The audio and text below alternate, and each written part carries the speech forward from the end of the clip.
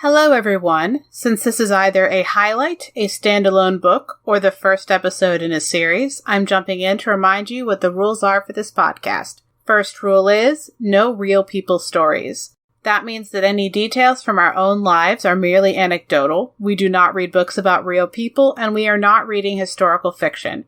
The second rule is that we are basing our analyses off of how the author treats characters and what they put them through. We are not judging the accuracy of the trauma, the accuracy of any actual conditions that may be portrayed, nor the authenticity of a character's reaction to that trauma or that particular condition. This podcast is for entertainment purposes only. The hosts are not trained professionals, and their opinions come solely from personal experience. In this episode, we discuss fictional depictions of trauma and violence that may not be suitable for all audiences. Please take care of yourselves. Specific content warnings for each episode can be found in the show notes. Events in the media are discussed in approximate order of escalation. This episode contains spoilers.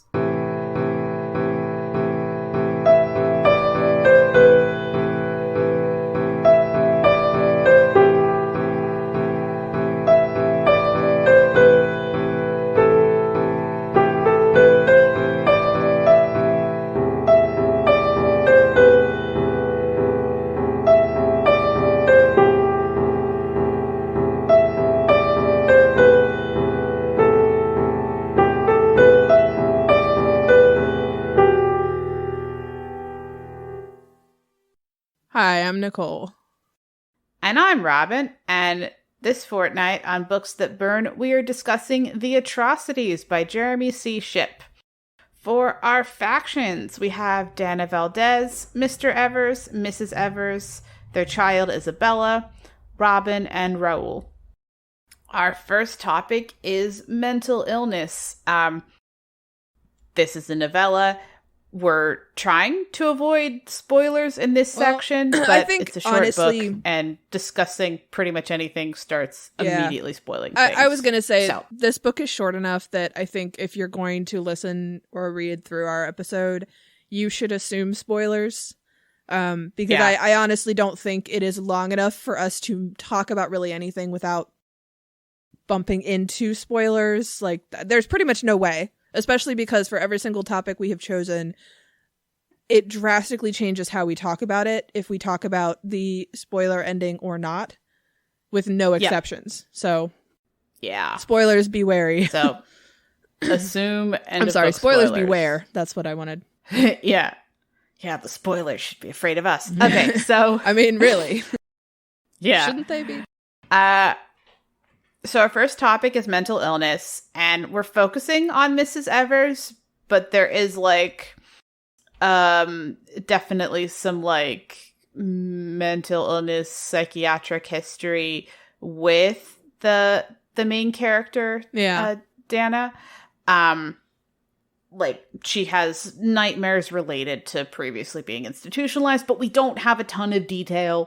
And so we're focusing on Mrs. Evers because we have a lot of detail for her for this. Yeah, this is an interesting one. And here's something we're going to go ahead and state up front. The book does not... The book treats this really kind of a little bit oddly. I'm going to go ahead and lay that out. Mm-hmm. So the character that we're going to talk about, as far as we know, doesn't actually have any formal diagnosis. And we as... an audience could probably pretend to guess what she's supposed to be dealing with, but we can't really put a name to it. We can only really look at a couple of symptoms that are just very pervasive. But the other characters are incredibly quick to call out and say that she has certain things, almost like they're calling her names. So yeah, we're not going to try and pretend in this discussion, and we're not going to try to pull from the book in this discussion and pretend we know what it is she's dealing with. But we can talk about a couple of symptoms, a couple of actual things that are happening to her. And that's it. And then we're going to talk about the behavior of the other characters, but we're not going to try and sit here and see if we can, pull out of the book, what is happening to her, because we can't. And I will go ahead and point this out, because this is actually, weirdly enough, not a fantasy or sci-fi book. It's not a supernatural book. but it leads you to think that it is, and this is where we get to spoiler warnings, like we've already said. Yeah. This book sets you up to think that ghost possession is like an actual possibility. And then it turns out, no, it's not. Our ghost in question is not even dead. So there's a part of the book where you almost go through, or at least I did reading it, you kind of go through thinking like, all right, why are they dismissing this as though she is suffering from something when clearly it's ghost possession? Why is this a question? Like, we're kind of set up to think that way. And then we get to the end of the book and all of a sudden it's kind of flipped and it's like, oh no, she actually, there's something going on with her specifically. This is not ghost possession, but it's kind of a weird flip at the end there. Like, it doesn't take a stance nearly as bold as, like, no ghosts exist ever, but there's extremely good textual reason that the ghost that they think is involved literally cannot be involved. Yeah. Just can't. I also think it's very important to note that when we're going to talk about the other characters' treatment of her, it's important to note that everything is filtered through the lens of our protagonist, our point of view. And that is not how our protagonist is thinking about her, treating her. It's very much a protagonist views this thing and then goes, okay, well, that's not helpful. Moving on.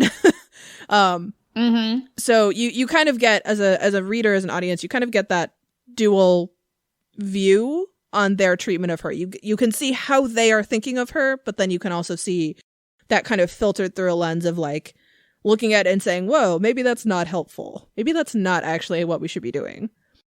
Yeah, like Dana is just trying to figure out how to deal with this because like she's set up as like a character who because of her own background like literally understands what it's like to lose a child and has dealt with like struggles with her mental health, is still dealing with it. And so she shows up and like she wasn't hired to do this, but she is at least perfectly set up to be able to like be compassionate and like kind of empathize with Mrs. Evers and like figure out like whether this is too much for her to handle and they need to hire like literally any professional. But the kind of the wrench of, or maybe it's ghosts, is definitely used to like trap her in this space, because it's like, well, if it's mental illness, sure, I agree, we need a professional or whatever. But like, what if it's ghosts? If it's ghost possession, then you'll be fine. Look, Dana, you gotta understand, if we hire a professional who thinks it's a mental illness, but it's actually ghosts, I'm just gaslighting my wife, and that's awful. Yeah, they don't use those words, but that is the argument there. It's like, hey, buddy. Yes. Hey, buddy, that's not completely... Like, you're not doing that right now. Like, what is your problem? And it's from the one person who literally knows... that ghosts can't, who has every reason to know that ghosts can't be involved. I think like he absolutely has his own stuff where like some kind of something might mean that he does think that Isabella's actually dead. Like, I believe that he believes it, but also objective reality says he is wrong. Well, just can't be. Like, yeah, and I mean, he is kind of, I don't know, doing the like, oh no, it's not really my kid. They're just the fake compassion that he has early on for what his wife is dealing with. And like even something as simple as she didn't get to see the body. Now, she didn't get to see the body because there's no body because Isabella isn't dead. But like, he, in the framing of we think Isabella is actually dead, he identified and then had his daughter cremated without letting her mother see her, without giving her the option. Like, even if Isabella is actually dead, he is still awful. and unsupportive and like doing these weird half measures to that like gesture at supporting his wife, like hiring a series of people who keep being freaked out by his maze and leaving. Like just all of this stuff, none of which would be good, I think, for anyone's mental health. Well, and like, this is gonna touch on our other topics, so I'm not really gonna go into it, but yeah. Also, like, oh, actually, does it? Did we actually put this in there? No, we did not. Never mind. So we figure out eventually that, like, this is this character's, Mrs. Evers' way of, like, one of the things that happens is that she is essentially trying to call for help. Because she knows, and this is not a conscious thought, but, like, you know, this character is behaving as though if she, Mrs. Evers, completely, clearly, obviously, fully understanding and in control and doing what she is intending to do, says, my husband is abusing me, I have to leave, she can't go. But if it's actually the ghost of her child who says, mommy's being hurt, then maybe somebody will get her away and it won't have any repercussions on her. And I'm not saying that's a conscious thought, but, like, that's the picture that we're kind of handed, is that, like, yeah, when it is Mrs. Evers believing she's being possessed by her child, she can talk about it. She can show bruises. She can walk up and say, look at this thing. Like, I have to get away, or it's, we have to get my mommy away, or whatever.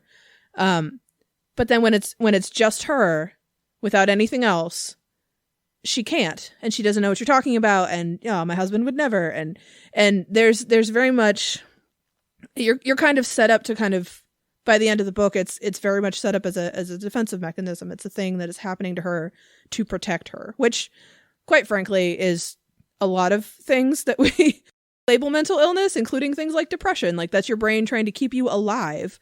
And in that regard, it reads very well as though the author is not just throwing it in there to have this character have this thing. It's throwing it in there because they want this character. This character wants to live, and they've portrayed that very well, if that makes sense.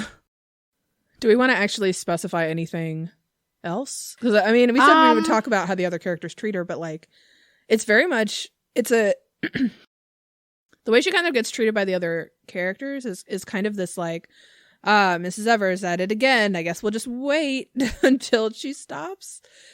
Yeah, the thing is that, like, it's a very, very small cast, and so the players are her husband, the abuser, 2 servants, and the main character, who is, in the hierarchy, a kind of servant and slightly lower than the servants. Like a hired person from the outside to do a job. And so, like, the power dynamics involved mean that it completely makes sense that the servants aren't, like, stepping in and trying to, like, do stuff or fix something. They're also, like, in this stressed out environment and, like, not getting told things, and I'm sure they don't have any guidance on how to approach this at all. And so they're definitely just trying to like, since, like, she's also nominally in charge of them, they're just trying to, like, go with the flow and keep, like, the place from getting too messed up. And, like, look, they still have to clean it up, whether it was Ghost Isabella or it was Mrs. Evers, or it was Ghost Isabella and Mrs. Evers. Like, no matter what, they still have to deal with the thing that broke or got messed up. Or I also really liked how there was never a scene where there's never a scene where our main character could definitively catch something happening in the act. You know, it's always walk into the room and things have been shoved over, or wake up to the sounds of crashing and then no one is there, or you can hear things happening but the door is locked and she can't get in. Like, it's it leaves it very ambiguous, and you could argue either way until it's revealed at the end, and I just think that's very good. It was done very well.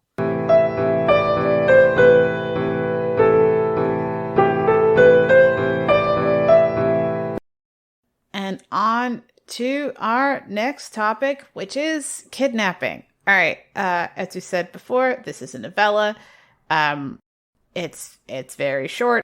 We're not really attempting to avoid spoilers. Also, this is specifically an end of book topic. So, full spoilers from here on out. Okay, so, after all of the, like, back and forth and what's happening and all the stuff with our first topic, Mr. Evers is just kidnapping people. Yeah, he's, I mean, he was already terrible and creepy and doing, like, weird stuff and, like, seeming like he was either pretending to not understand or legitimately doesn't understand why everything in his entire house is so creepy. But no, on top of that, he's, like, putting people in the basement and then pretending that once they're in the basement, they're dead. And I was thinking about during our first topic, but it wasn't time to say it yet. This is just like that, the meme where it's like, you know, the whole, like, I'm not dead, I can still hear their voice. Like, that's literally what he's doing to people. I'm not dead. Yes, yeah, get in the cart. Like, yeah. Literally. Yeah. Yeah. But just, and the, like, I can still hear their voice. He's, like, telling people that his kids probably may be a ghost. And she's like, also, oh my goodness. You want to know the wildest thing about that to me? He tells them they're dead, but he arranges for them to be fed. Yeah, I was thinking about that. Like, okay, but does he arrange? Okay, no, it has to be him arranging for them to be fed because I don't think Robin and Raoul would have kept quiet about them literally feeding people in the basement. But if they did, they are also terrible. That's my stance on this. No, Robin explicitly is the one putting down food. Nope. Then she's terrible, and I don't like that. She has my name. I'm unhappy now. No, she's also the one who puts the sleeping dosage. That's true. Yeah. Like, but then as soon as they are out of the basement, she is then literally driving the escape car. So yeah, she is morally flexible. I would not argue morally flexible. I would argue taking orders from whichever of her masters says them. Like, just no questions asked. Like, Mrs. Evers, you would like an escape car. Let's go. Moving on. Yeah, I won't forget the capybara. I love the capybara. Anyway, yeah, he's kidnapping people in the basement, and, like, he's been doing this for, like, a long time. First of all, Isabella has been dead for months, and also, like, it's been long enough that, like, there is, like, another person in the basement, and it's the person who had Raoul's job before Raoul. Yeah. Well, I honestly, I wonder which that makes me think that they just refused to go along with it and then were shoved in the basement, and then Raoul was... Yeah, we don't get that kind of detail because the guy in the basement is not in a position to talk to anyone about anything. That's the implication, like, that I got barely from alive. Yes, that is I think a reasonable assumption to me. But also, you know, anyone involved in narrating is not, anyone who has that information wouldn't frame it that way. Like, Mr. Evers absolutely wouldn't talk about it that way. He's just like, nope, he's dead. Yeah, he died, and then I had to get Raoul. Like, if he were to talk about it, he doesn't even talk about him. He just, Isabella being like, oh my goodness. Okay, we'll talk more about her in our next topic. But yeah, so the end of the book is drugging and kidnapping, and it takes up, like, it's a pretty brief section because it's, like, literally the end of the book. Thankfully, Dana doesn't spend very long kidnapped. She gets out kind of immediately, which I'm now realizing feels weird. Was she let out? Like, I just read it, and then I'm... Okay. No, Mrs. Evers saw them being taken into the basement and then came and unlocked the door. And then she followed them down. Okay. Because she did not know that was a thing prior to this. Yeah. Like, I know old houses have weird stuff, but to me it feels so weird to not know that you have a basement. I don't think it was not knowing that they had a basement. I think it was didn't go down there, doesn't have a reason to go down there, didn't think anything was suspicious and needed to investigate until now. I don't know. Yeah, it's... I think the main reason that I wanted to talk about the kidnapping, because like we don't have a ton of detail on it, is partly because of like, yeah, what it does for like the complicity of like everyone involved, because this also means that like that Robin knew that Isabella wasn't dead, which recasts like everything else that she did in the entire thing. Yeah, that's most of it. Also, it's like a 2-page revelation.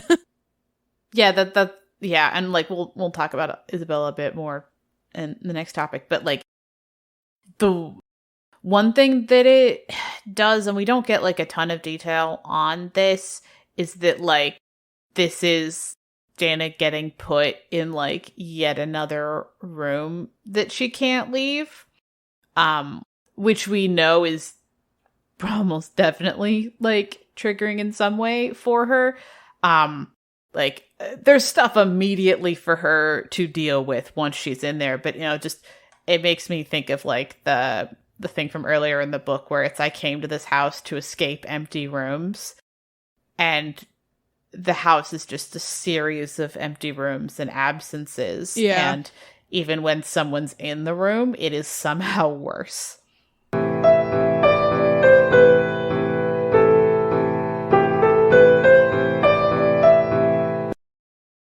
right.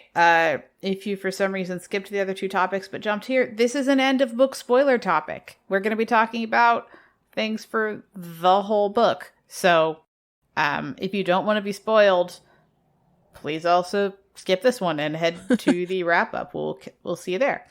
Okay, so, all right. We mentioned and or alluded to it briefly before, but all right, Isabella, not actually dead. Isabella is just in the basement. Not just in the basement. She is kidnapped and in the basement, with her father insisting that she is dead. And, so it's weird because we spend, like, narratively, it feels like you spend a ton of time with Isabella because it's like, you spend like a long time thinking you're maybe interacting with her ghost. I will also note that, granted, she was like kidnapped for several months, and so like she grew up a bit there. But the version of her that her mom is like reacting to and voicing in what can't be a ghost, and so kind of must be some kind of mental illness, delusion, something. Or an incredibly selective ghost that literally only appears to her. That is also a possibility. Yeah, but that ghost isn't Isabella, because Isabella's not dead. No, but you know what I'm saying. Like, up through the Absolutely. book, that was an option until we saw Isabella. Right. But, so, whatever that is behaves so much like younger and like less maturely and more impulsive and impetuous than the Isabella that we end up meeting. Now, it is entirely possible that a lot of that difference is from being locked in a basement for a bunch of months. So like I'm not ruling that out. I was going to say a couple years older, gone through some pretty heavy trauma, sensory deprivation, just sitting there.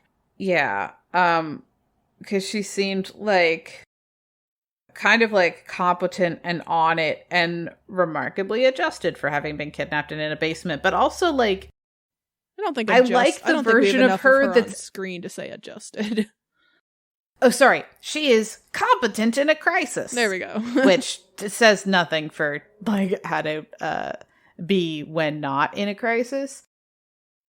I really do like that.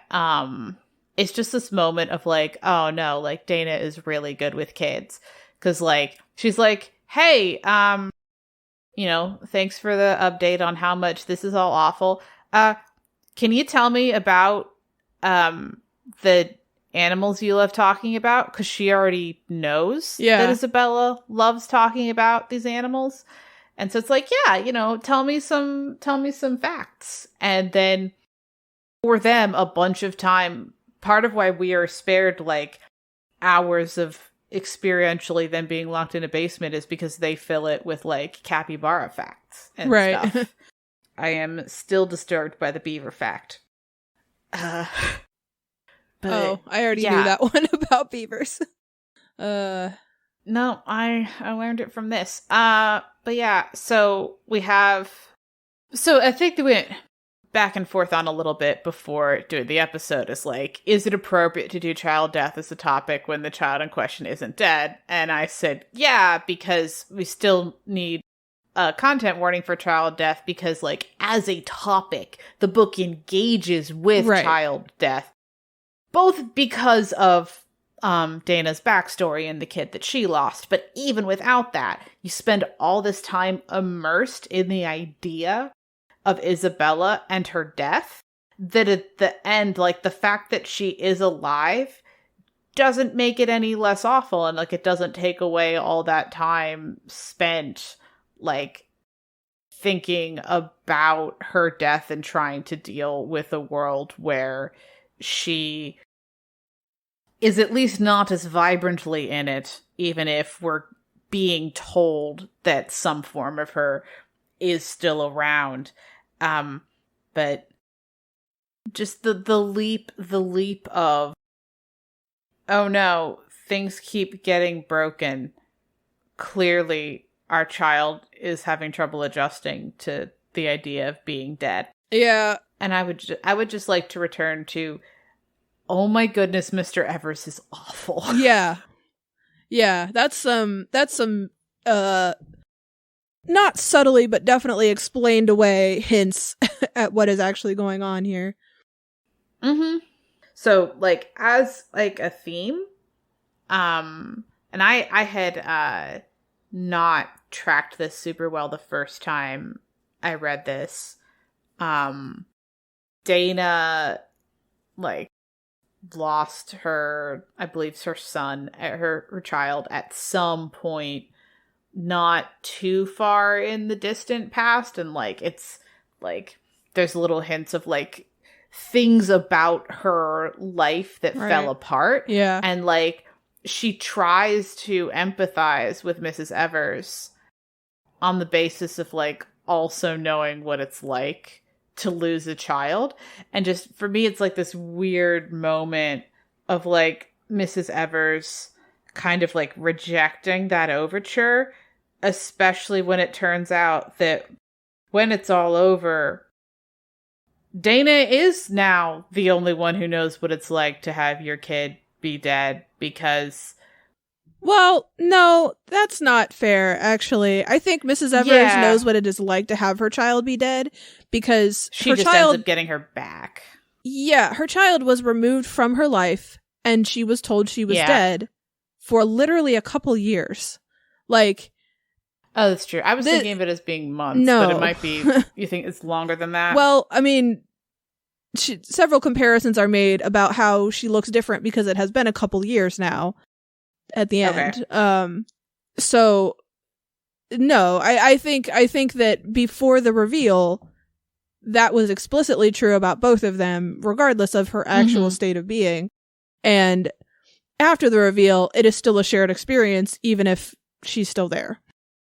Yeah, I was just thinking it was weird with, like, Mrs. Evers, like, kind of, like, rejecting that attempt at connection, because when Dana tries that, Mrs. Evers is like, no, she's here. She's just here differently. I think that's part of why I'm thinking of it as, like, her thinking that her child is a ghost does not mean that she thinks she's alive. That's those true. are not the same thing. Yeah. But also, like, she doesn't want to deal with her being gone. So she doesn't want to connect that way, and she doesn't want to think about it, and she doesn't want to process it, or she can't either way. But also, like, two people who have a shared experience don't necessarily bond over that shared experience. That's not a guarantee. No. Yeah. Mm-hmm. Yeah. I kind of wonder, like, I don't know how much they knew about Dana before hiring her. Like, we don't have enough information to know if, like, they knew she'd lost her own child or not, or if, from their perspective, it's just a coincidence. I highly doubt, from the way she's been in the book, that she would have told them. Yeah.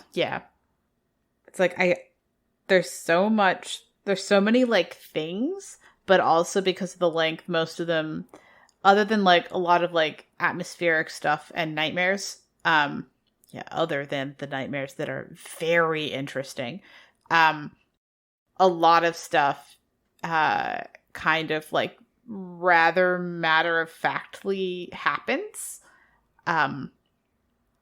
Even, like, kidnapped and then getting out of it goes, like, super fast.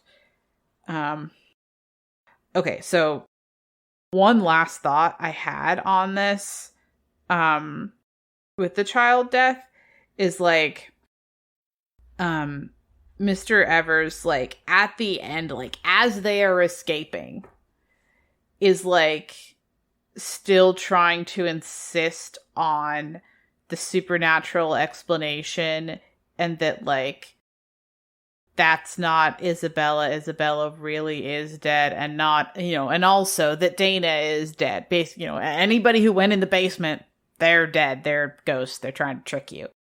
And in terms of, like, continuity of his character, like, I'm kind of glad that, like, the mask never drops, if that makes sense, because, like, I think he's, like, diluted but consistent, if that makes sense. Yeah.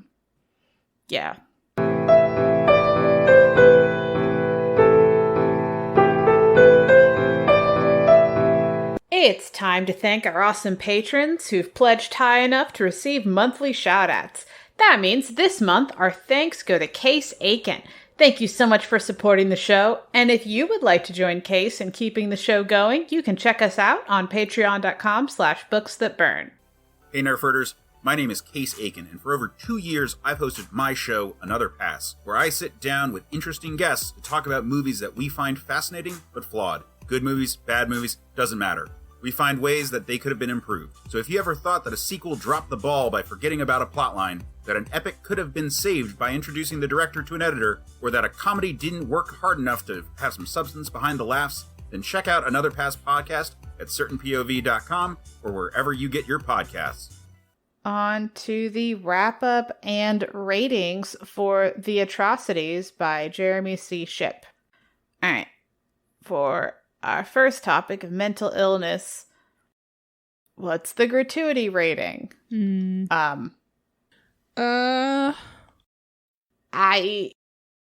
I think severe, especially in combination with, like, the nightmares and flashbacks that the main character is having. The nightmares and the flashbacks, what are you categorizing those as under our topic? Because we did not really talk about those at all in our topic.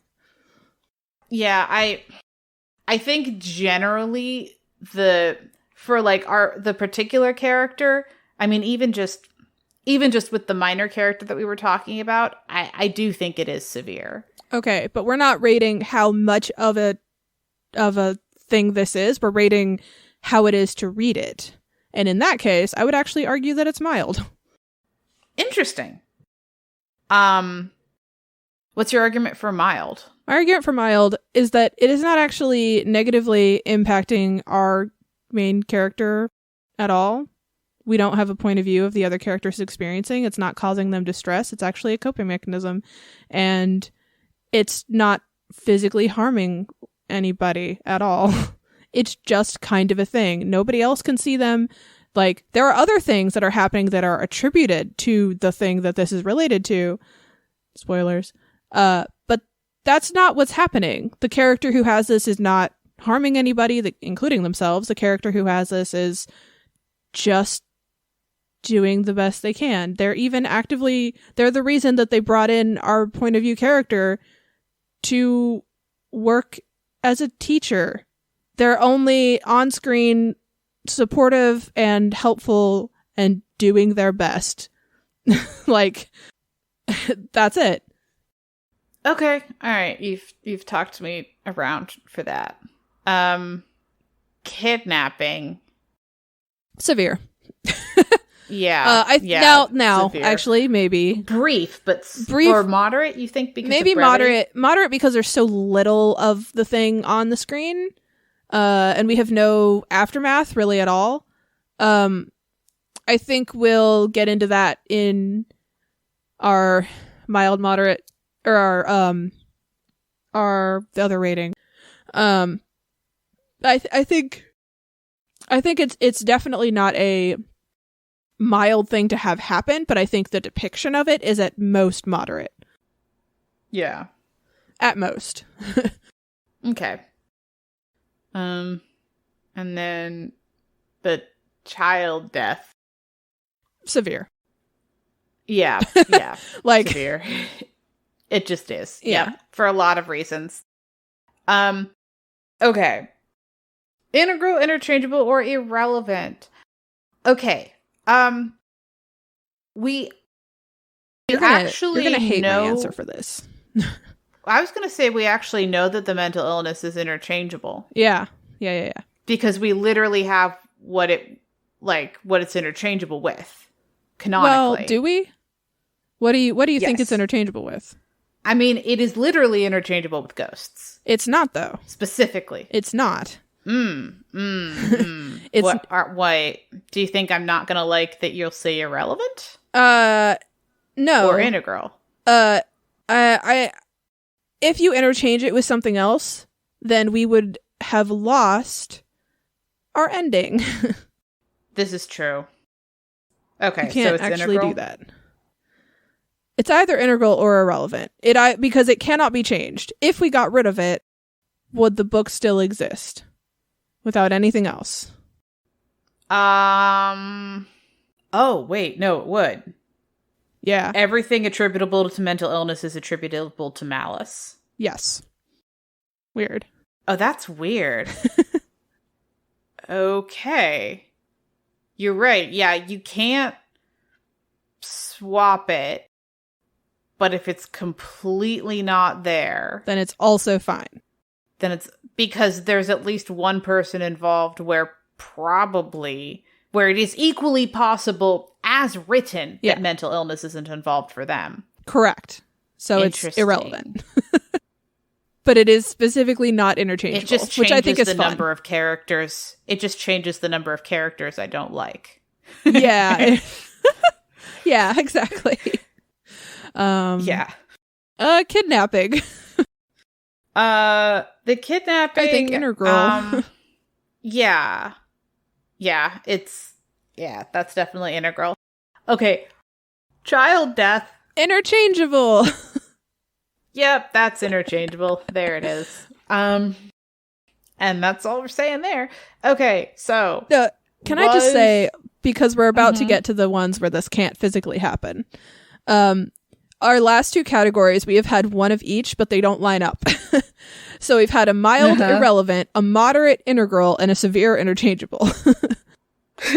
Usually that doesn't happen. Usually there's a double something somewhere.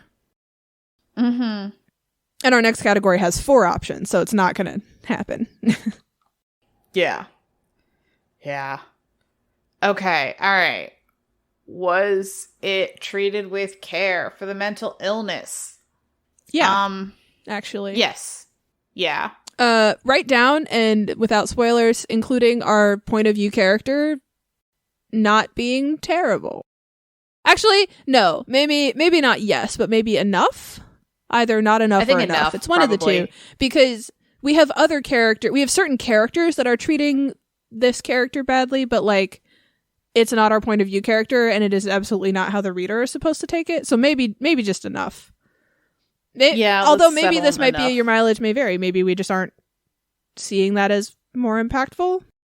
It's definitely not a no, and it's definitely not a yes. I definitely think it's enough. Okay. And if anybody thinks we are wrong about that, please let us know. Yeah, if we're interested. Okay, so the kidnapping, I would say, yeah, it's like that's there for exactly as long as it needs to be, and we're aware of how much longer we could have been talking about it. Specifically. Yeah. Yeah. Child death. So, okay, I'm gonna say I think no, or not enough. No. I'm gonna say no, because I think like that is central to a lot of the horror. Engaging with the topic of child death is essential to the book. And I think the care is in making it a novella and not a novel. But I think, it's absolutely purposeful. I don't think that no care for this topic is a bad thing. Absolutely not. Like, it's a horror book. Like, this is what we signed up for this topic. Like, yeah. So I think no care, very well crafted, and specifically purposefully no care, I think. For the moral directionality, I think it becomes more clear, but like a lot of it's muddy. I honestly think it's clear the whole time. You think it's clear? I think it's clear. Our point of view character does an incredibly good job of contextualizing the things that other people are doing. And at no point do we ever go, oh, we can't tell if this character is right or wrong. Like, that's not a thing. We know what the only even possibly like tangled thing or muddy thing would be when the main character is deciding to stay or go, but that's not a moral decision. That's just the main character figuring out what's healthy for them. Yeah, I think that's what was having me think it was muddy, was like those kinds of decisions. Yeah, but those are the kind of decisions where like nobody actually owes you, or you don't actually owe anybody a certain decision. So this main character can decide to stay and try to help, or they can decide to leave because they don't think they can help. They can decide to stay because they think it'll help them. They can decide to leave because this is making their own issues worse. Like, none of that is a moral decision. It's all just a personal one. Yeah. Yeah. Okay. Then for the point of view for the trauma and aftermath. It feels, I know this is a thing that for some people feels really harsh to say, that like other people don't actually owe you certain behavior outside of very limited like things. There's a lot of behavior that other people can do what they want, quite literally, and it's actually okay. And this is just one of those where, I mean, the book would not have happened in the same way if they had left, but like they didn't have to stay. Yeah. So yeah, okay. For the point of view, I mean, it's first person narrative the whole time. Yeah. Yep. It's her the whole time. For the troop spotter, we have the secret test of character. Like, it's a brief one. It's alluded to be slightly longer outside of the narrative. Like, it just, yeah, It's also kind of defined like as pretty gross, and agree. Yeah, it's like one of the early signs of a particular character being like not great. Right. That they would set up this test. All right, what was your favorite non-traumatic thing about the book? You go first. The capybara. Dang it, I should have gone first. I had a brief moment when rereading it when I was like, because like there's a capybara toy first, and I was like, oh no, did I misremember and think there was a live capybara in this and I'm just wrong? No, there's also a live capybara. Yeah. I mean, it's a novella. Did I leave you anything non-traumatic to list? I mean, I'm just gonna go with my typical, it's only non-traumatic to me. I don't know if this is even trauma related. I really like that the setting of where this is and how they operate feels very solid. There's a little bit of like the way that the house is run and the way things are described, and that it feels older and almost Victorian, but then they have cell phones. Right. But the way that the setting is treated, that doesn't feel weird. It just feels like it's different. Cell phones came out and I wasn't like, what? Where are we? Like, that doesn't happen. Instead, it's just a thing, the character very matter-of-factly says, oh, we don't have a house phone. So house phones exist. Like, it's that feeling of like, there's no over-explaining, and again, it's a novella, but they don't spend a lot of time justifying the situation. It just is. And that makes it feel more solid and more real. I guess, if that makes sense. I just like how it's treated. It's treated the way that, in my opinion, makes books more immersive. Yeah. Not that there's a problem with explaining your scenario, but like it was very easy to just read this book and go, yes, that is how that works. Yeah. All right. I think that's going to do it for the Atrocities. Thank you so much for joining us. I hope you enjoyed the episode, and we'll catch you in a fortnight.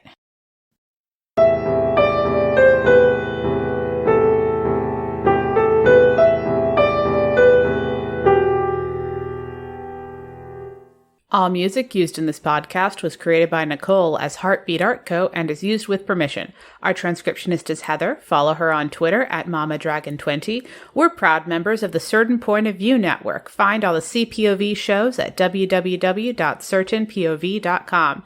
You can contact us on Twitter at BooksThatBurn or by email at booksthatburn@yahoo.com. Please consider leaving us a tip at ko-fi.com/booksthatburn or becoming a monthly supporter on patreon.com/booksthatburn.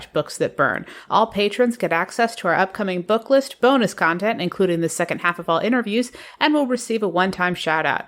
To get updates on our written reviews, recent episodes, and newly completed transcripts, subscribe to our fortnightly newsletter at buttondown.email/booksthatburn. You can find us on Apple Podcasts, Pandora, Spotify, or wherever you get your podcasts. Please leave us a review wherever you're listening. This helps people to find the show. Thanks for listening. We'll be back in 2 weeks.